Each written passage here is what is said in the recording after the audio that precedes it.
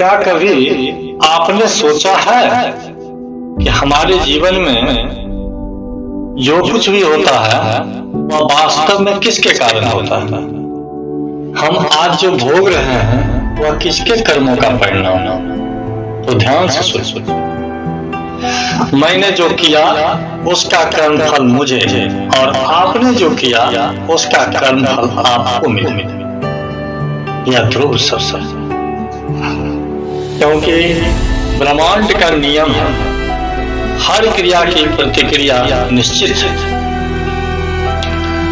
कर्म चाहे शुभ हो या अशुभ हो, वह कभी व्यर्थ नहीं जाता।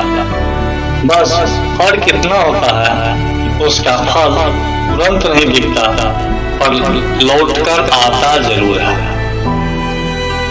कभी हम किसी के साथ अन्याय कर देते हैं, किसी से छल कर देते हैं, झूठ बोल देते हैं और सोचते हैं कोई देख नहीं रहा। लेकिन याद रखिए, सृष्टि का लेखा जोखा अत्यंत ही सटीक है।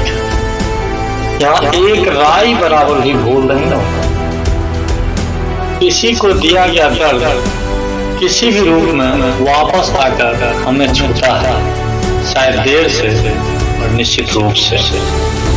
और जब हम प्रेम, करुणा और सच्चाई के बीज बोते हैं तो हमें जीवन में शांति, सम्मान और सफलता का फल मिलता है।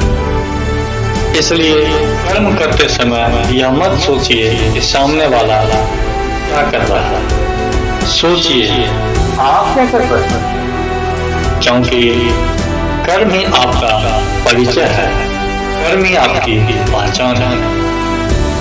समय कैसा भी पर ब्रह्मांड का न्याय अटल है।